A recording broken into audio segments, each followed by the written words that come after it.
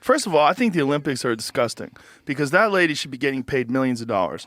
All of them should be getting paid millions of dollars. Like I said, I'm always for fighters getting paid more money, but I don't know if that would ever work. All the winners of the gold medals, all those people that are generating insane amounts of wealth for the Olympics, they should get a giant piece of that. The case of fighter pay, the debate is over. It is settled. There is no argument anymore. We now have court documents to this effect.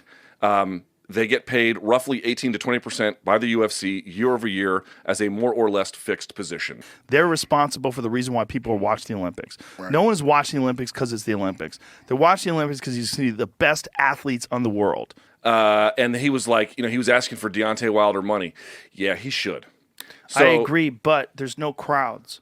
The problem with asking for Deontay Wilder money when there's not a stadium, obviously you realize that stadiums bring in a significant amount of revenue. It's a big deal. Right. I mean, it's millions and millions and millions of dollars for a fucking...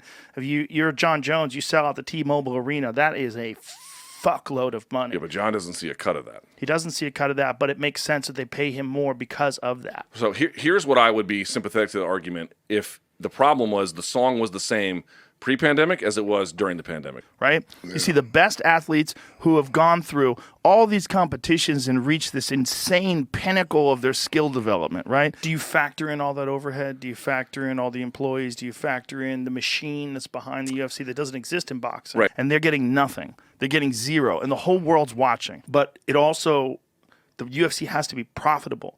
In order to be sold to someone like WME, it has to be valuable. In order for it to be valuable, it has to be profitable. In order for it to be something that they can promote and get behind and make it as big as they've made it, there has to be some sort of pot of gold at the end of the rainbow for these people. And they're selling crazy advertisement, and that money's being generated, and the networks are making it, and the IOC is making it, and all these other people are making it, and the athletes, the whole reason people are tuning in, they get nothing.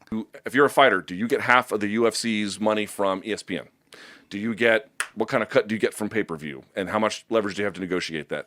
That is all that matters anymore, and we know what the documents say. It's insane. It's a disgusting, corrupt system. Like I said, I'm always for fighters getting paid more money, but I don't know if that would ever work.